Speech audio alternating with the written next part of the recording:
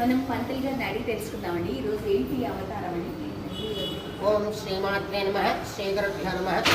ఇవాళ అమ్మవారికి విశేషం ఆషాఢ మాసంలో త్రయోదశి నాడు ఈ అమ్మవారికి శాకాంబరి అనే అమ్మవారి అలంకరణమ్మ. అంటే వాస్తవానికి శాకాంబరి అంటే కూరగాయలు పళ్ళు వీటి అన్నిటితోనూ అభిషేకం అనేది అలంకరణ అనేది చేస్తారు. ఈ అలంకారం చేయడం వల్ల ప్రతిఫలం అన్నమాట. ఈ ఫలాలు అమ్మవారి యొక్క దగ్గర నిద్ర చేసి ఆ ఫలాలు అనేది భక్తులందరికీ ఇవ్వడం జరుగుతుంది. దీంతో శాకాంబరి అలంకరణ అంటారు.